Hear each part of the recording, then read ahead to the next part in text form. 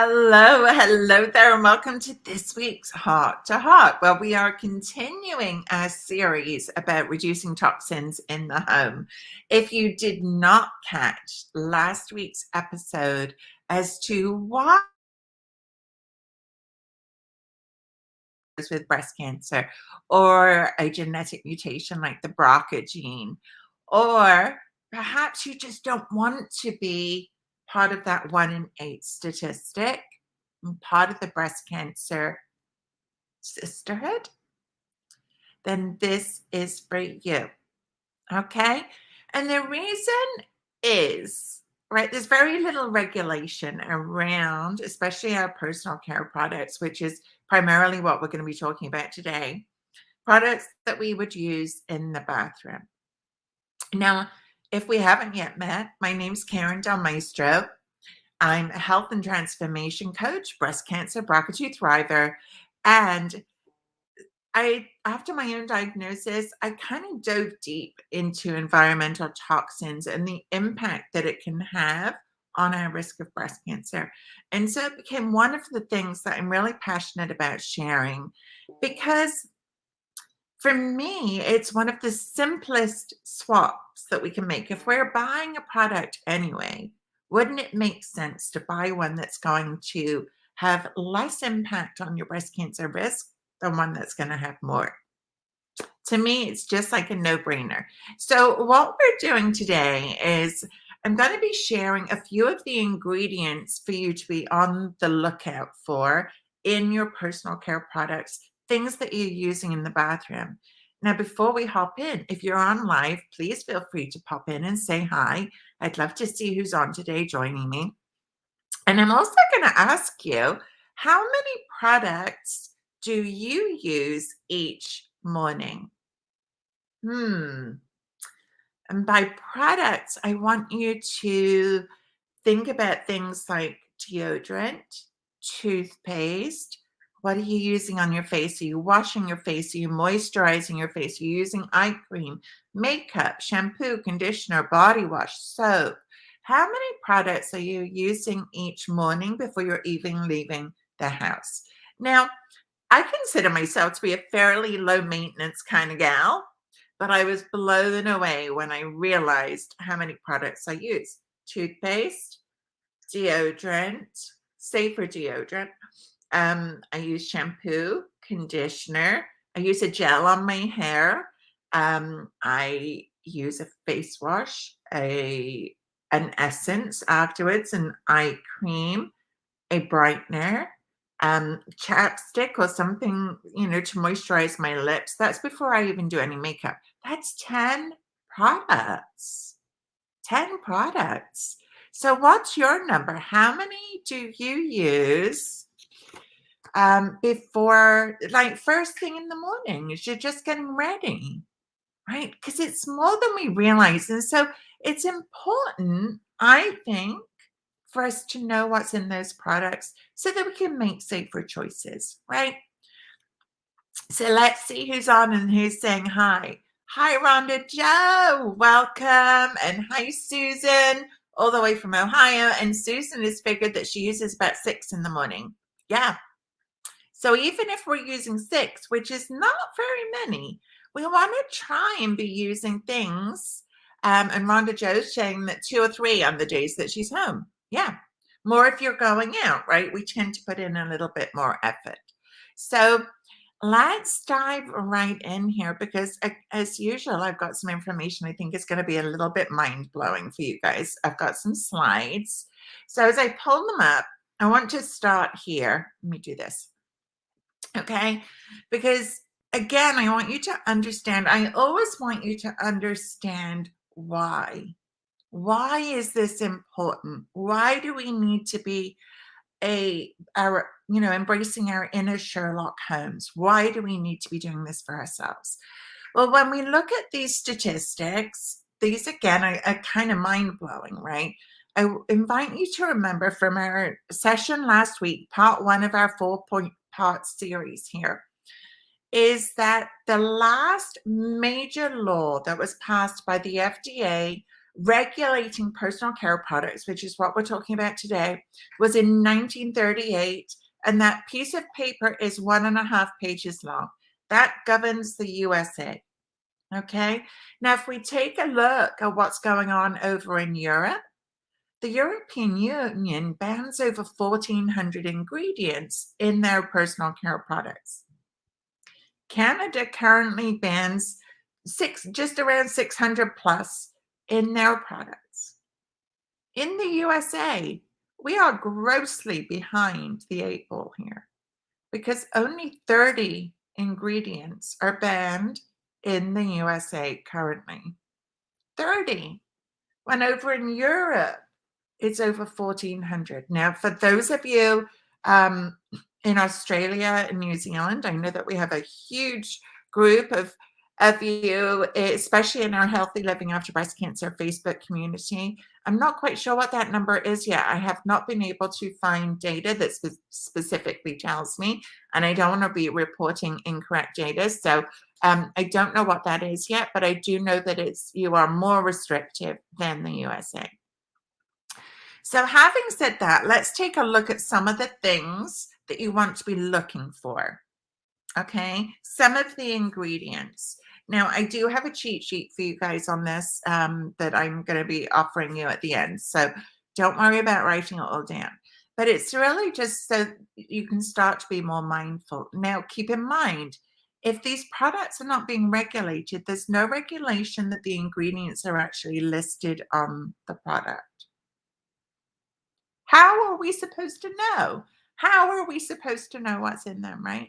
This is where finding a company that we trust and can rely on really matters, because otherwise it's too much work, I think. So things like BHAs and BHTs, these are synthetic antioxidants used to extend shelf life.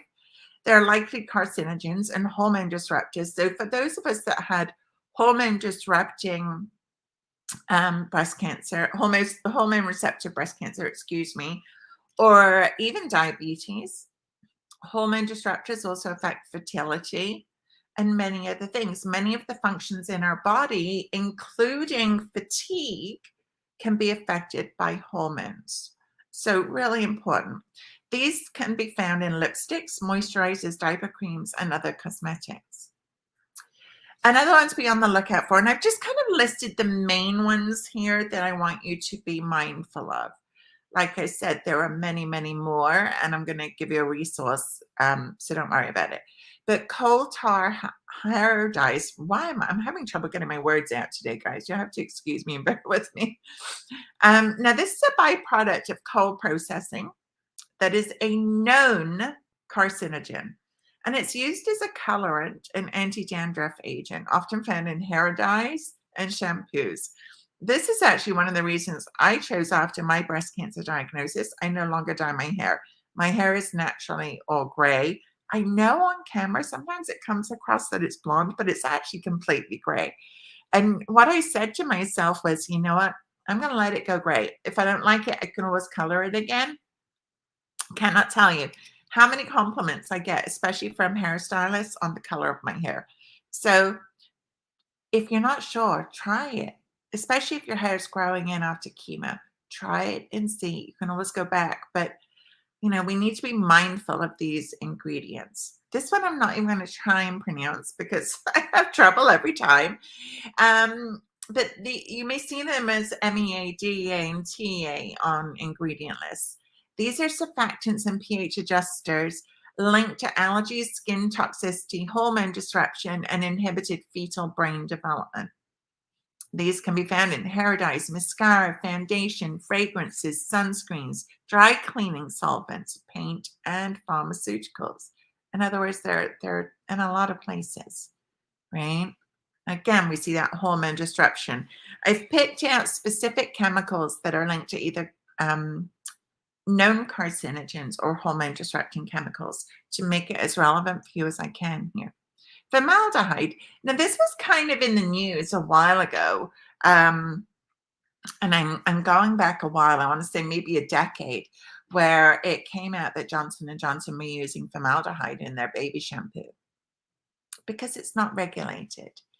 And this is a preservative that's used in cosmetics. It's a known carcinogen, also linked to asthma, neurotoxicity, so brain toxicity, developmental toxicity. Now, that neurotoxicity piece for us, if we are dealing with brain fog, as many of us are, is part of our um, like side effects from chemo or surgeries or trauma or aromatase inhibitors, medications we might be taking.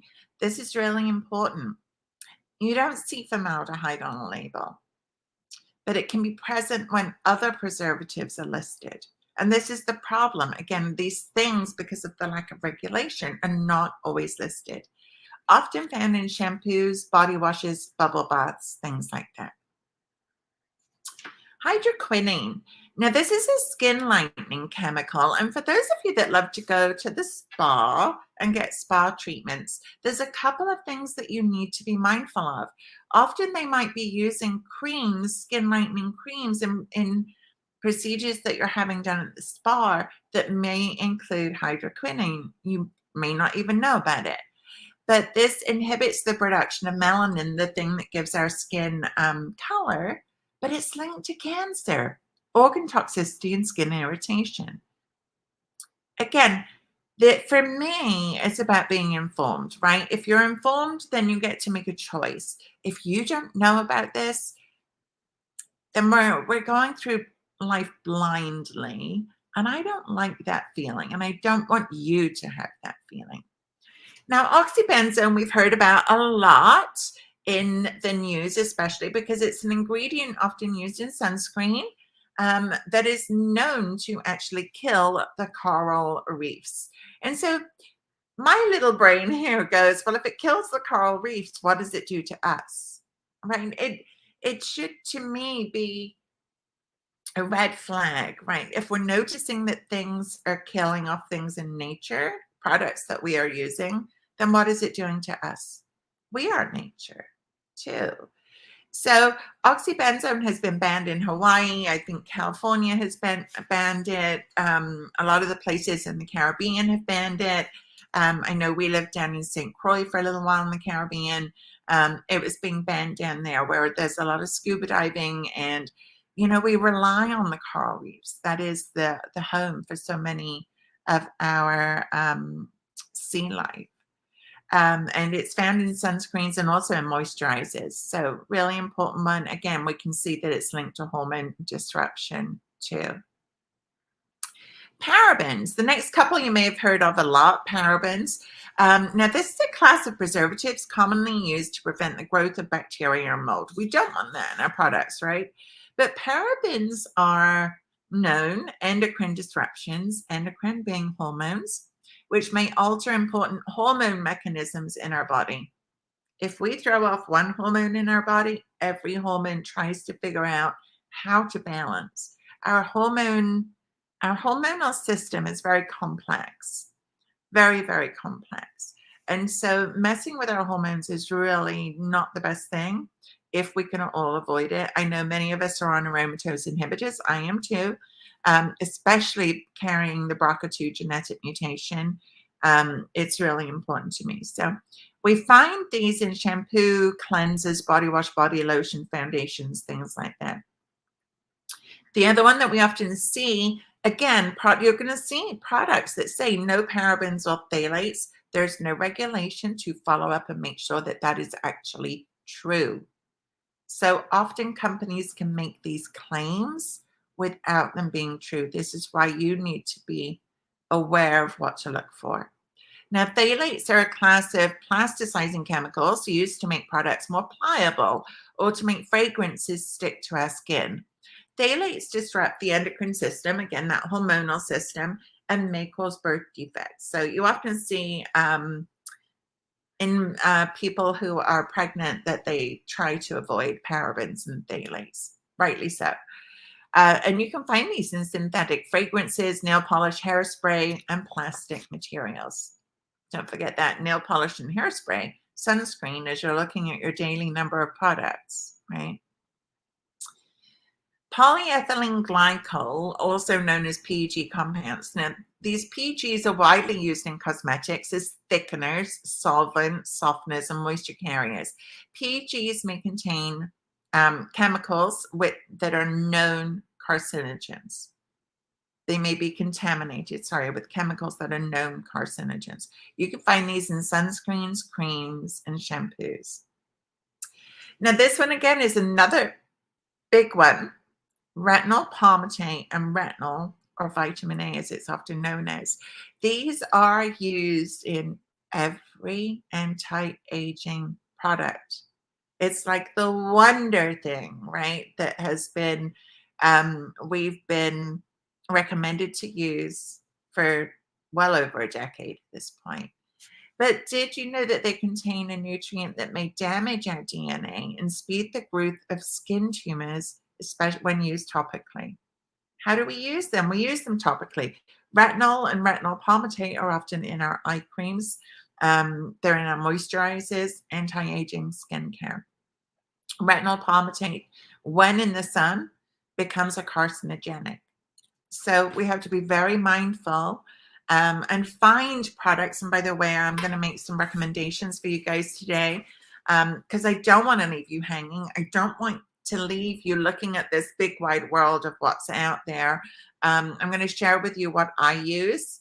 And so at least you've got that resource to make some better choices for yourselves.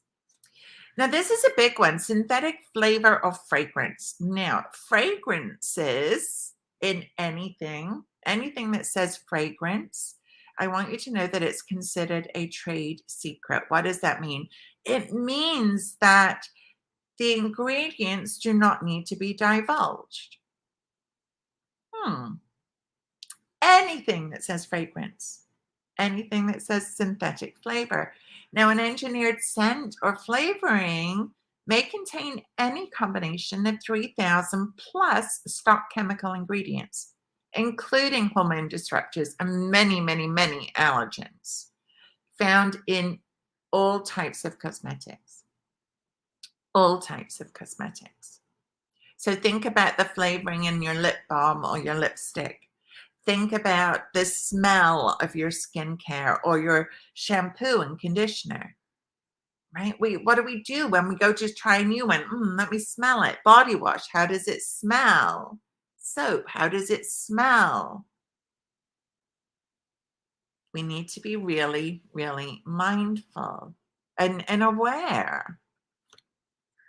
Now, the last one that I'm going to talk about today is toluene, and that's because it's found in nail polish. Now, this is a petrochemical solvent that's toxic to our immune system and can cause birth defects. So there are safer nail polishes out there, and if you need recommendations, I'm happy to share them. Just let me know in the chat or in the comments if you're watching the replay. Okay, it's not that you need to stop using makeup or stop using any of these fun things or nail polish. It's just a matter of choosing a safer choice. Okay, knowing if, like me, you want to help lower your risk of getting sick again or sick in the first place. These are all choices we're making. We make a choice to buy a product or to make the other product. We just make a choice. So it's that simple. My choice for over the past 8 years for personal care products has been Beauty Counter because they've created a never list of over 1,800 ingredients that they will never use in their products. So it's way above any of these. If we look 1,400 plus in the EU, 600 plus in Canada, certainly way more protective than the 30 that are banned in the US. And I love them so much. 8 years ago, I became a consultant with them. It's a company I'm really proud to be associated with. And they've even got here, and this is what I can give you guys, is this little cheat sheet of the never list. So it includes some of the ingredients that I've talked about today and more. So I will put this in the comments for you so that you can download it, print it out, take a screenshot with your phone, whatever you want to do. It's a great cheat sheet if you want to look. If you do not want to do the work, if you're like, oh my gosh, it just feels so exhausting, I have to go look at every product. Part of the reason I joined Beauty Counter was I didn't want to have to do that. I wanted to have a company that I could trust was doing that work for me. And over the past 8 years, they have not let me down. They have not let me down. Not only do we have amazing products that perform, but we also are working hard to change the laws. When I started with Beauty Counter 8 years ago, only 11 products were banned in the USA. 11. There's now 30. We are doing really, really, really important work. So it's a company that we're a B corporation. It's a company that I stand behind wholeheartedly. I'm going to put a link in the chat if you are interested in shopping with me. Feel free. If you would like recommendations, please put in the chat, send me a DM. Let me know in the Healthy Living After Breast Cancer Facebook community or wherever else you're watching this. Feel free to reach out. Like I said, I do a lot of work and a lot of due diligence looking for companies that I can trust. And Beauty Counter has not let me down. And so after 8 years, I stand proudly behind the work that they do in every single area, from sourcing sustainable, responsible mica.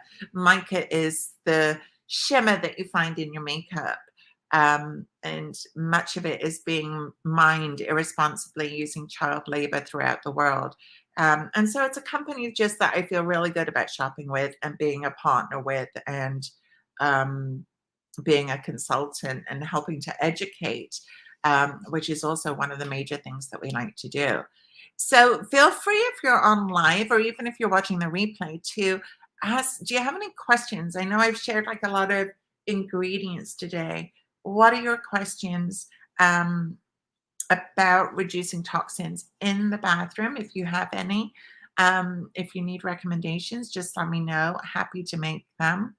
And as I said, Beauty Counter is my go-to. It has been for the past 8 years, and I stand behind their products. But they perform, they're fabulous. But it also feels good to know that, I'm putting on sunscreen that I know is not a carcinogenic. I'm using amazing skincare, and all of the makeup is all of my makeup, although I have none on today, but all of the makeup that I use is theirs too. So feel free to ask me questions. I'm also going to, when we hang up here, I'm also going to pop in the comments that never list. Let me pop that up again for you guys, this list here, so that you are able to take it, or you can even now take a screenshot or a photograph with your phone so that you have this.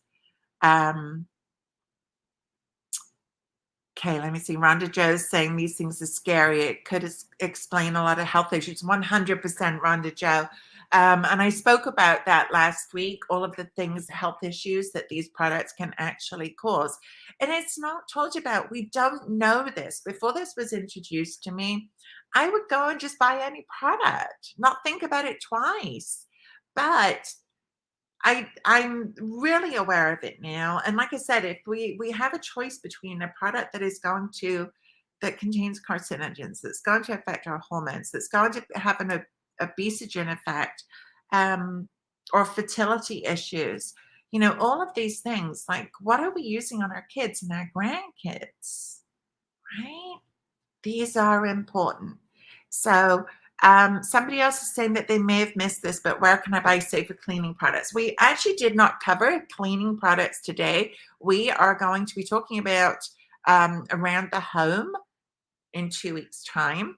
I'm happy to share what I use if you'd like to know what I use. And I can put the link in after I hang up here. I don't have it accessible to me at this moment, but I will put the link into what I buy, what I choose after this.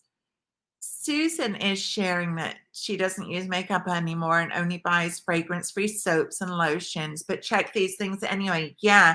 I mean, when we look at things like parabens, which are preservatives, right?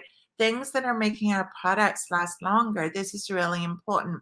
You also want to pay attention to the expiration date on products for this reason, right? If there is a chemical that's been put into things that is a preservative, once that is opened, that preservative is working overtime, and these products can become even more toxic. So every personal care product, and again, I don't have a picture of it, so I apologize, has like a little tub, open tub picture on the bottom.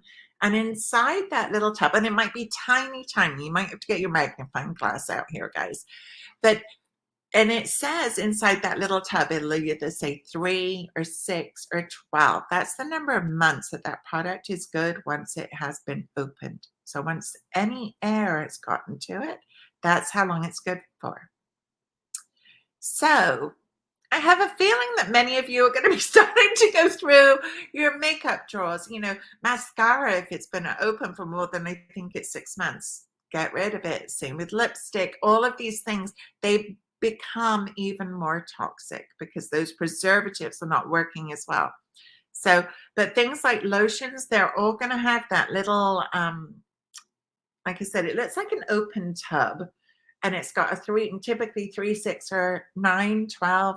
It's the number of months that you can have it open before it starts to go bad. Really important too on sunscreen because it'll lose its efficacy. Okay. Great questions, guys. Great questions. Any other questions? I know this was like a lot of ingredients today. It's a question. The reason I went this route is because it's a question that I get a lot. What do I need to avoid? And so I wanted to give you that information today.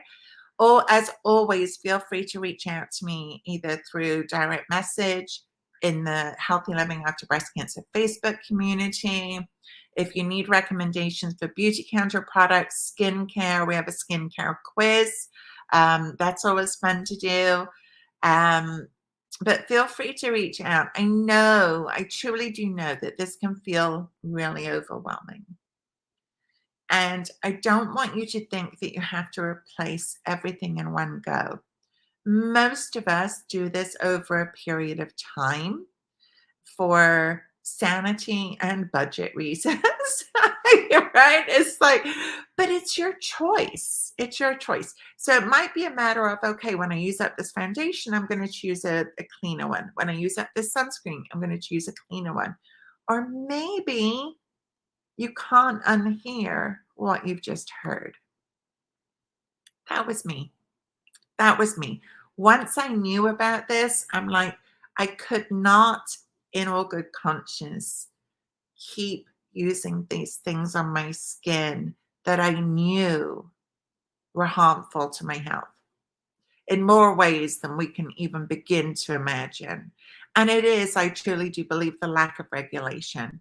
And again, like I said, that's one of the things that I also love about Beauty Counter, because we advocate we've been in DC. The owner of the company has spoken to the FDA. Like, we are actively trying to change laws because it's honestly, it's not good enough. It's not good enough. We deserve to be better protected. When we look at this statistic and find out that the European Union is banning all of these ingredients and we're not up to speed, why? Why? Okay, yeah, and as Sandy here is saying that you don't even feel safe with doctor or dermatologist recommendations, we have to be our own safety guards. 100%, Sandy. And this was my experience. This was why I got involved with Beauty Counter 8 years ago, to be honest. It was sunscreen. Okay, I have had skin cancer. And here's the thing. Our regular doctors, many dermatologists, this is not on their radar. They have not necessarily studied environmental toxins. I did a deep dive. I studied under an environmental toxins educator after my own diagnosis. I wasn't just dabbling anymore. I wanted to know as much as I could to make informed decisions. And so That's part of the reason why when you find a company that you trust and you love their products, you stick with them because it's hard work. And my goal is to shortcut that for you, make it as easy for you as I can. And I hope that this is helping to do that. Um, but yeah, we do have to be our own safety guards. We have to be our own advocates. We have to spread the word. Honestly, we have to share it with our kids and with our grandkids so that they know that they need to be making safer choices too. I don't know if you can tell. I the hands start going. Like this is something that I feel really passionate about because most of us don't know. I didn't know, and most of us don't know. And as Rhonda Joe said earlier, this can explain a lot of health issues, and it's the truth. It's 100% the truth. And as we dive in next week, we're going to be diving into reducing toxins in the kitchen. And then the following week, we're going to be diving into reducing toxins around the home. Now, if this is tweaking your mind here and you want to study more about this, let me know. I go into reducing toxins in more detail, and I give you my entire system for going through the house and sorting things out, including all of my recommendations in one place. In module 2 of my self-study program called Essentials for Thriving, along with the right foods, how to manage stress, and also putting yourself first. So in module 2, the whole module is on reducing toxins. If you want more information on that, let me know and I'll drop you a link to take a look. It's just $97 for the whole program. That's a self-study. So let me know as we finish up today if you have any other questions, any aha moments, any information recommendations that you would like. I've dropped in the link so that you can shop Beauty Counter. If you would like to get more information, I'm always looking to add team members to my Beauty Counter team. If this is something that you think, oh my gosh, I'd like to share with my friends and family too, let me know. Let's chat. It's very inexpensive to get involved in this business, and it's a way to pay it forward and to change lives. You know, I know many of us want to use our breast cancer diagnosis for a purpose. This is a great way to be able to do that. So you're welcome, Susan. Good to see you as always. For those of you that are on my email list, you will get a link to watch the replay of this, along with any of the links that I've talked about today. I'll also make sure that you get this Never list. This is the shortened, obviously abbreviated version of it. Rhonda Joe's sharing that she started reading labels on her food, hair care products, little at a time. Perfect, Rhonda Joe. You know what? This is the whole thing. You have to go at your pace. Everything I do is to lighten the load that you are carrying, right? That means removing stress, making life easier, less stressful, right? But when we know that many of these products cause chronic fatigue, brain fog, affect our hormones, can cause cancer. Like that's a great way to lighten the load, right? Actually help us get our energy back and feel better. Yeah, but it's a process. It's a process and it takes time and it's okay. It's okay. So grant yourself the grace and space that you need to work through this. This is why in Essentials for Thriving, I share my system to do this so that you've got that system and it's not, you're not trying to figure it all out on your own. There's a system and it's done there for you. But keep it up, Rhonda Joe. You are doing great, a little at a time. I love it, love it, love it. So have an amazing day, guys. Thank you so much for your questions, for the interaction. If you are watching the replay, feel free to comment, ask questions. I will be revisiting this, as I'm sure it's going to be catching some attention. You're welcome, Rhonda Joe. Thank you for being here and for your comments and questions and everything. I really appreciate it. Have a great day, guys. I will see you next Monday for next Monday's Heart to Heart, like always, Mondays at noon Eastern Time in the Healthy Living After Breast Cancer Facebook community. You can also catch us live on YouTube and on Karen Delmeister's personal page. So thank you so much for watching. And next week, as I said, we are going to be talking about reducing toxins in the kitchen. Okay. Have a good day, Stacey. Thanks so much for being here. Have a good one, guys. Don't forget, put any questions in the comments and I will gladly get back to you. Bye for now.